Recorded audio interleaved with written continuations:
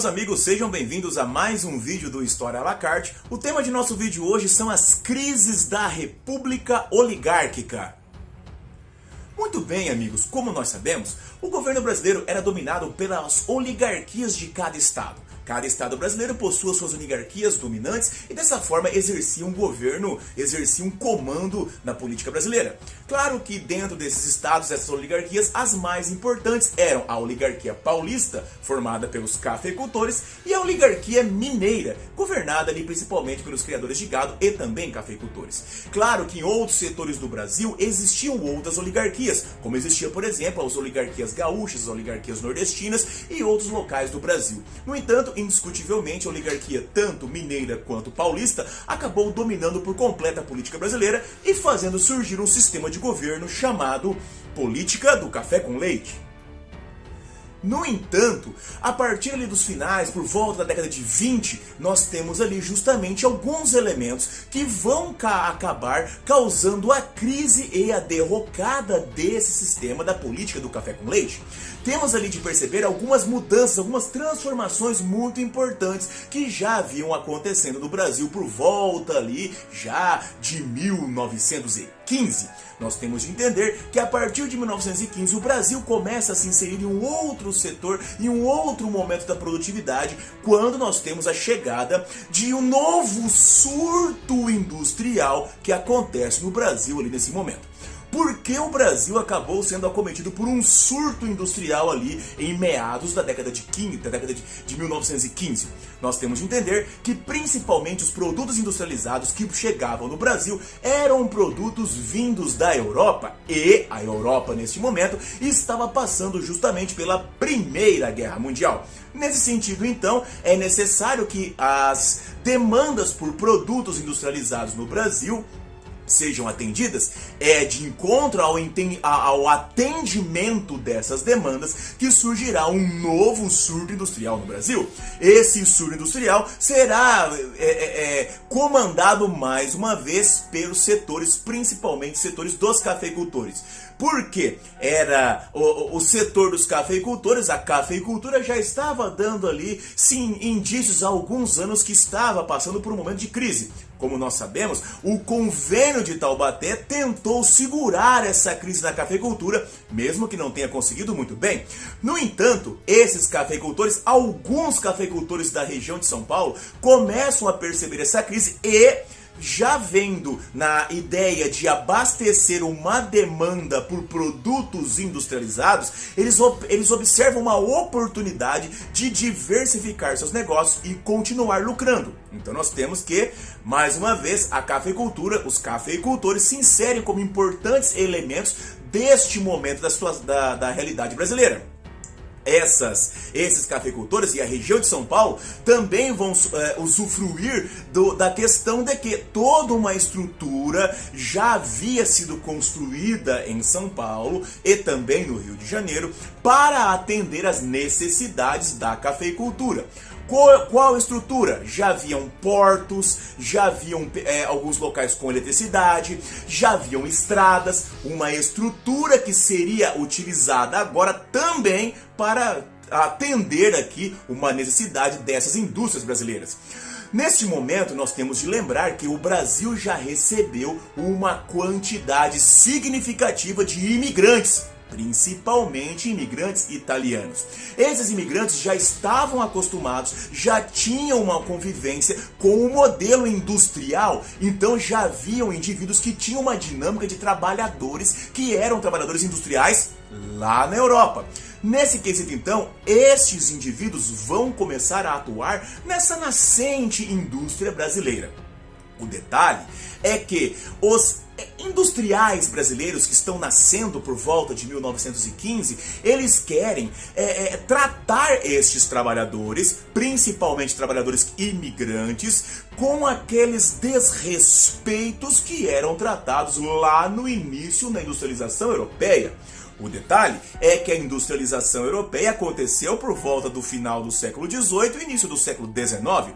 No Brasil, mais ou menos 100 anos depois dessa industrialização ter surgido na Europa, Estes trabalhadores que são imigrantes, eles já têm em sua mente que eles são indivíduos portadores de direitos. Esses indivíduos que vieram da Europa para cá e estão trabalhando nessa nascente industrialização brasileira não vão aceitar, como os industriais queriam, trabalhar 16 horas por dia. Não vão aceitar trabalhar ininterruptamente, sem descanso. Não vão aceitar trabalhar em baixas condições de vida.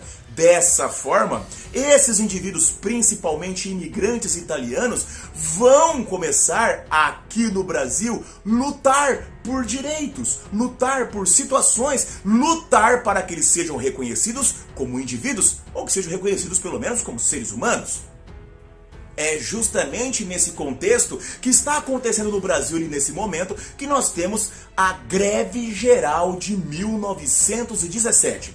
Como nós temos ali nesse quesito ali, esse surto industrial, nós temos ali trabalhadores industriais urbanos surgindo no Brasil, nós temos esses trabalhadores que principalmente são imigrantes italianos, eles trouxeram quando vieram lá as ideias de lutas por direitos. Neste quesito nós temos a influência das ideias, digamos, anarquistas. Nós temos as influências das ideias socialistas, nós temos a influência das ideias do movimento operário europeu, o surgimento de ideias que são justamente do anarcossindicalismo, o sindicalismo anarquista, que era muito forte na Itália. Essas ideias influenciam o movimento trabalhista no Brasil, que vão começar a lutar, que vão justamente lutar por direitos. E um dos elementos utilizados por esse movimento é justamente a questão das greves. Nós temos muitos movimentos de greves que acontecem no Brasil nesse momento, todos eles fortemente reprimidos pelo Estado. Por quê? Porque eram greves que aconteciam em setores isolados da industrialização brasileira. Deste momento, eram greves que não alcançavam o grande poder, uma grande força que pudesse realmente gerar uma transformação. No entanto, isso muda em 1917. A Greve Geral de 1917 vai ser desencadeada justamente pelas mulheres trabalhadoras da indústria têxtil. Temos de lembrar que, neste momento, as mulheres, além de serem obrigadas a trabalhar por longas jornadas de trabalho, receberem salários muito menores do que os homens, estarem inseridos naquele processo de discriminação forte que as mulheres recebiam, né, de exploração forte que as mulheres recebiam, elas também eram obrigadas a lidar com o assédio sexual de muitos patrões naquele momento. As mulheres estavam sempre à mercê dessa prática, desse costume de abusos, de excessos que elas sofriam, não apenas por questões de trabalhar muitas horas, não apenas por questões de receberem menos, mas também de serem tratadas como objetos sexuais. Dessa maneira, então, desencadeia-se em São Paulo um processo de greve de mulheres que vai cada vez ganhando mais adeptos, vai cada vez ganhando mais força, vai cada vez tendo mais integrantes aderindo ao movimento. Dessa maneira, ela vai ganhando corpo até se transformar no movimento gigante na Greve Geral de 1917. Este movimento vai ganhando corpo e tem propostas bem interessantes para aquele momento. Vamos lembrar que ele vai gradativamente ficando mais forte, ao ponto de não poder mais ser ignorados. Suas propostas envolviam, por exemplo, a necessidade de estabelecer-se uma jornada de 8 horas de trabalho. Nós temos também a questão da regulamentação do trabalho infantil, além de que uma luta por melhores salários, por melhores condições de vida, além de que os grevistas também exigiam a libertação de indivíduos que haviam trabalhado, haviam participado de outros movimentos grevistas e que haviam sido presos. Estavam presos justamente porque greves naquele momento eram justamente contra a lei. Nesse quesito, então, essas são as principais reivindicações desse movimento grevista que acontece. Ele vai se espalhando, não consegue mais ser ignorado e nós temos então que justamente as autoridades brasileiras daquele momento, elas passam a negociar, elas negociam e vão atender algumas parcelas dessas reivindicações. O movimento então, quando ele é atendido, o movimento então, como ele é atendido parcialmente, mas quando eles têm justamente ali por parte das autoridades a possibilidade da negociação, a possibilidade de serem ouvidos, nós vemos então que gradativamente, paulatinamente, os trabalhadores vão retornando, eles vão retornando ao seu trabalho normalmente, cada vez mais agora abrindo mais espaço. Então nós temos que entender o seguinte, um movimento que começou justamente pautado por uma luta que até então era ignorada,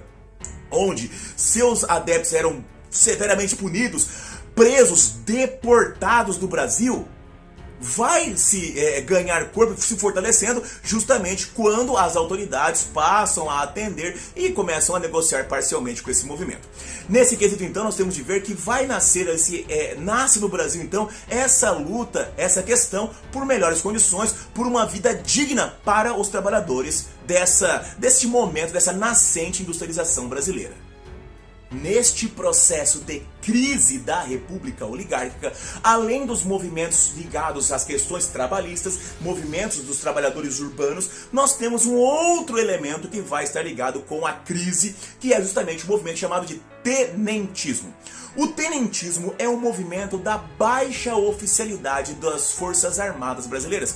Os tenentes não eram assim. Por que baixa oficialidade? Porque se você pensar nos grandes oficiais, os generais, do exército brasileiro, eles estavam aliados às oligarquias. Desta maneira, então, estava para esses indivíduos da alta oficialidade bem tranquilo o sistema de política brasileira. No entanto, essas camadas médias, essas camadas baixas, sargentos, capitães, tenentes do exército brasileiro, não viam com bons olhos justamente a situação desta república. O café com leite era justamente o grande alvo, o grande foco de descontentamento dos tenentes.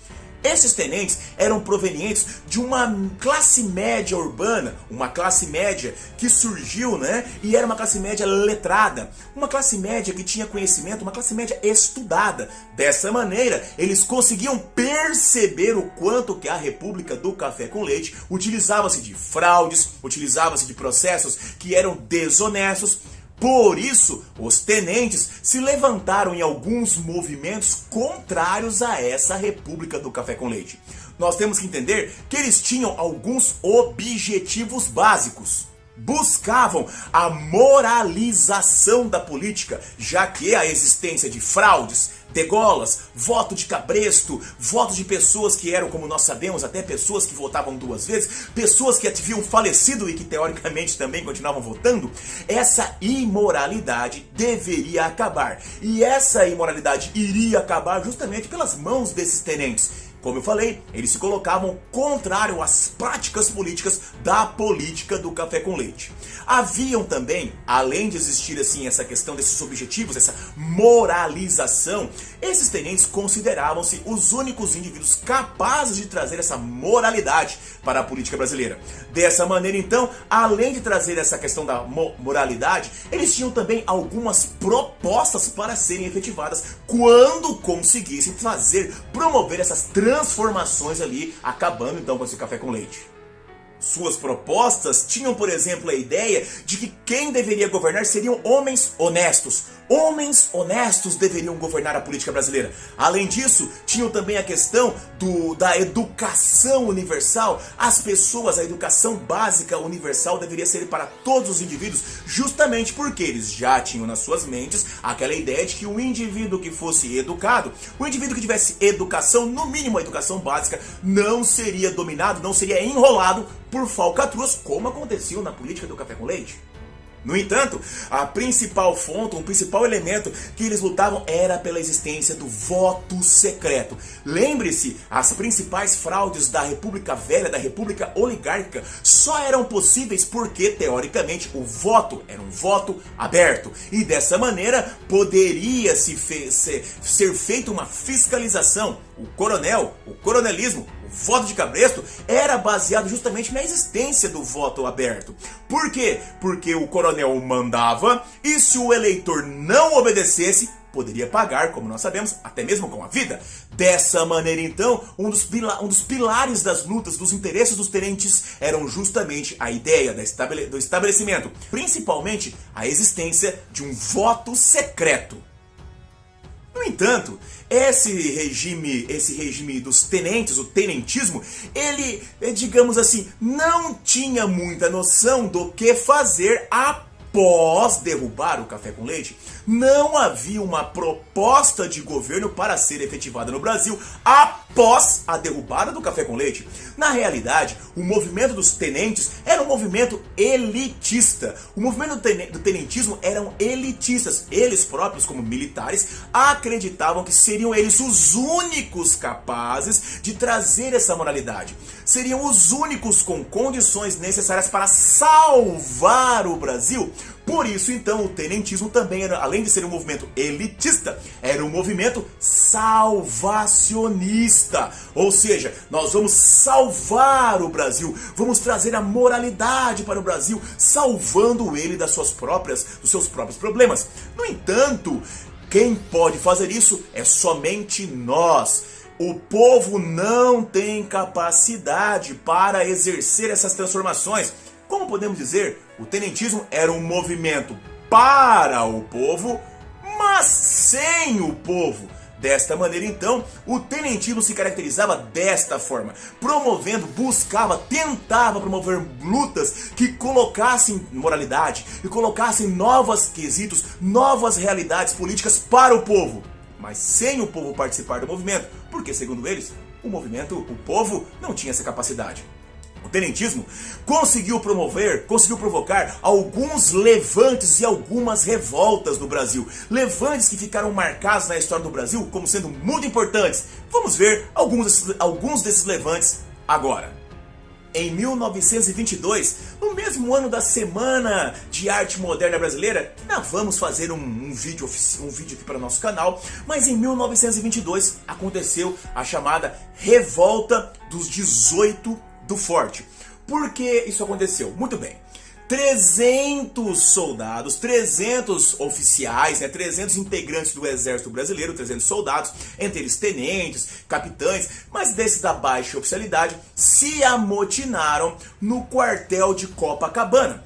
Quando eles fizeram isso no quartel de Copacabana, eles tentavam promover um levante onde mais integrantes do Exército Brasileiro iria aderir para que assim então pudesse haver a tomada de poder e a derrubada do presidente.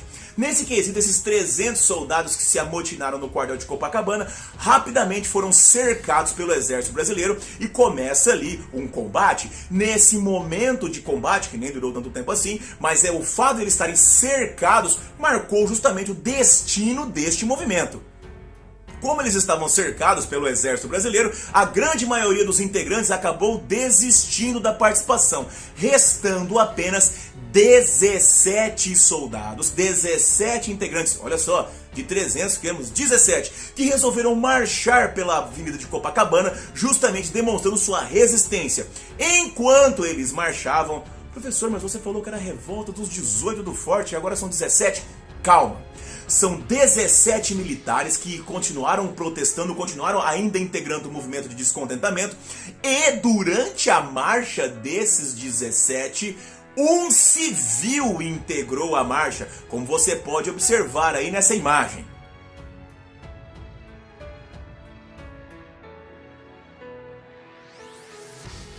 Dessa maneira, então, caracteriza-se os 18 do Forte de Copacabana. Nesse quesito, nós temos de ver que esse primeiro movimento, ele acaba sendo derrotado, ele acaba sendo vencido, ele acaba sendo sufocado, mas traz um marco importante nesse quesito das lutas de descontentamento, neste momento de crise da República Oligárquica Brasileira. Os 18 do Forte de Copacabana é o primeiro movimento feito pelos tenentes, feito pelo tenentismo, que está justamente tentando trazer ali essa moralidade, essa mudança de foco nesta política brasileira dominada única e exclusivamente pelas oligarquias. O movimento tenentista não havia morrido completamente lá em 22. Em 1924 surgem novas revoltas, novas organizações começam a acontecer, mais uma vez tentando derrubar as oligarquias que estavam no poder. Nós temos em 1924 a chamada Revolta de São Paulo, ou também chamada Revolta Esquecida. Neste movimento, nós tivemos aqui vários integrantes, vários tenentes, vários capitães, até mesmo alguns generais, vão se levantar em várias partes do Brasil, tentando fazer com que em vários locais aconteça justamente um levante que possa fazer frente ao Exército Nacional e derrube o presidente. O presidente nessa época era justamente o presidente Arthur Bernardes. Então nós temos um movimento tentando derrubar o presidente. Em São Paulo, a revolta de São Paulo vai ter o comando geral do general Isidoro Dias Lopes. São Paulo vai passar por 3 meses de batalhas terríveis, onde serão usados até força aérea. São Paulo será bombardeada. Os bombardeiros que ficarão conhecidos como bombardeios terrificantes, que vão atacar ali, claro, camadas da sociedade paulista, bairros da cidade paulista mais ligados, por exemplo, às indústrias, bairros mais pobres, onde nós não teremos ataques e bombardeios feitos em São Paulo em partes da cidade, em áreas da cidade mais nobres. Serão bombardeados justamente as camadas mais pobres da cidade, que eram integrantes desses grupos aí. Muitos desses grupos seus familiares moravam nessas cidades, nesses locais da cidade, que integravam justamente o movimento que estava resistindo, tentando fazer com um movimento muito grande. Nós podemos observar vários locais da cidade de São Paulo destruídos, como vocês podem observar nessas imagens que vocês verão agora.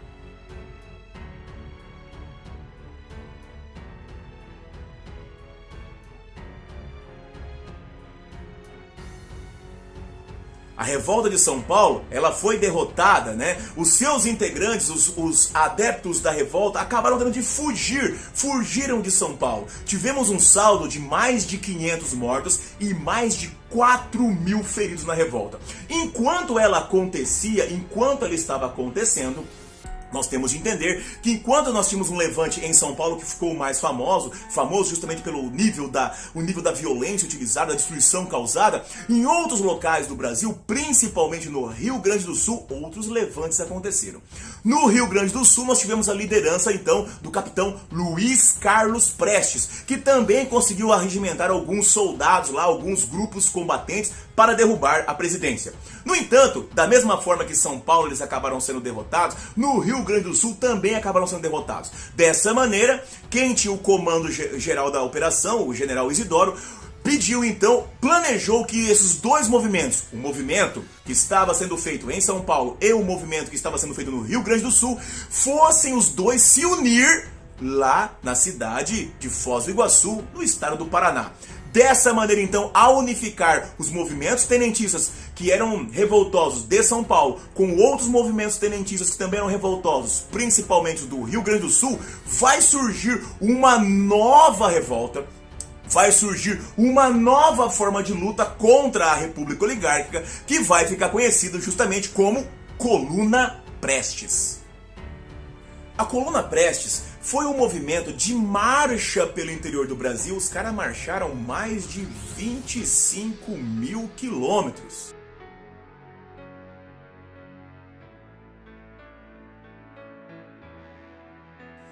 Marchavam pelo interior do Brasil justamente para tentar trazer mais adeptos para a sua luta. Sendo liderado pelo capitão Luiz Carlos Prestes, nós temos então que esse movimento usava-se das táticas de guerrilha, das táticas de combate para tentar, despertar a população dos locais onde eles chegavam justamente para a força do movimento, para depor o presidente, para tentar resolver esse problema das falcatruas, das fraudes, dessas questões assim. A Coluna Prestes viajou pelo interior do Brasil. Você vai vendo nesse mapa aí, ó, como ela viajou pelo interior do Brasil. Nesse quesito, então, nós vemos o quanto que eles puderam ter acesso a vários locais do Brasil. Essa tentativa era justamente para que a população do Brasil fosse desperta para essa realidade que o Brasil vivia. qual realidade? A realidade pautada por fraudes, a realidade pautada por falcatruas, a realidade pautada unicamente pelo aquele conchavo da política do café com leite. Então, a Coluna Prestes tentou marchar por esses locais para despertar a população, para que ela aderisse mais à coluna, para que ela fortalecesse mais a coluna, para que assim a Coluna Prestes ganhasse mais corpo e fosse capaz justamente de lutar diretamente contra o exército. No entanto, isso não aconteceu. Pense bem, eles estavam chegando em locais, várias pessoas, vários soldados armados, muitas pessoas, teve mais de 1.500 integrantes da Coluna Prestes. Eles chegavam no local, por exemplo, chegavam numa cidade do interior e tentavam, discursavam, espalhavam bilhetes, tentavam fazer a população se despertar contra a política do café com leite. Tentavam fazer a população daquele local se despertar contra o coronelismo. Mas veja bem, você que mora num local e tem um coronel que te dá emprego, que traz remédios, que te ajuda, que muitas vezes é seu padrinho, que sempre esteve do seu lado, e de repente você mora num lugar que tem um coronel como esse, que sempre esteve do seu lado, e a única coisa que ele pediu pra você foi que você votasse no candidato que ele manda. A única coisa que ele já pediu. E de repente chegou lá um bando de soldados armados dizendo que aquilo era corrupção, dizendo que aquilo era injusto, dizendo que o coronel que sempre te ajudou era um bandido. Você iria acreditar nesse indivíduo que nunca apareceu, que você nunca viu? Ou iria continuar acreditando e atendendo o coronel que te dá emprego, que te ajuda? Bem, exatamente, foi o que aconteceu. Então, nós temos que a população não aderiu ao movimento da Coluna Prestes. A população acabou não integrando esse movimento da Coluna Prestes. A Coluna Prestes, então, meus amigos, ela terminou em fracasso. Eles percorreram mais de 25 mil quilômetros no interior do Brasil, como você pode ver aí novamente. No entanto, eles, quando terminam esse processo, eles não conseguem adeptos e não conseguem vencer as forças oficiais. Nós temos que o exército sempre esteve na captura dos indivíduos da coluna. Existe até um rumor que diz que o exército brasileiro chegou a armar Lampião. Lembra de Lampião, o rei do cangaço, que nós falamos no vídeo anterior? Então, dizem que Lampião foi armado pelo exército brasileiro para combater a Coluna Prestes. No entanto, como nós já falamos, Lampião pegou as armas e foi embora, não combateu. Mas isso mostra o quanto que o exército brasileiro, o quanto que o governo brasileiro estava empenhado em destruir a coluna. A coluna foi um fracasso, mas ela não foi destruída. Os integrantes da Coluna Prestes acabaram se refugiando na Bolívia. Dessa maneira, claro, alguns foram presos, alguns foram capturados, mas a grande maioria desses indivíduos acabou se refugiando na Bolívia. Entre eles, o seu comandante, o seu principal líder, Luiz Carlos Prestes, que, quando estava na Bolívia, depois de estar na Bolívia, então, é que lá ele vai acabar se interessando definitivamente pelas ideias socialistas. Professor, eu sempre ouvi que Luiz Carlos Prestes foi um comunista. Sim, ele foi comunista. Nesta época da Coluna Prestes, ele não era comunista ainda. Meus amigos, não caiam nessa pegadinha. Normalmente, algumas questões de vestibular afirmam que enquanto Luiz Carlos Prestes liderava a Coluna Prestes, ele já defendia o comunismo. Não defendia. Só depois que Luiz Carlos Prestes vai acabar se interessando por essa ideologia. Neste momento, meus amigos, o que nós precisamos saber nesse ponto é que a Coluna Prestes foi um dos maiores levantes que teve contra a República Velha. Teve participação de oficiais, teve participação de militares que foram renegados. No entanto, ela não conseguiu o seu intento, que era despertar a população contra a República Velha. O fim da coluna, então, ela termina, como nós comentamos, exilada, os seus integrantes terminam exilados na Bolívia. Meus amigos, como podemos observar então, a partir de 1915, na década de 20, para ser mais exato, década de 20, nós temos então que a República Oligárquica já não está mais conseguindo garantir a sustentabilidade de seu poder.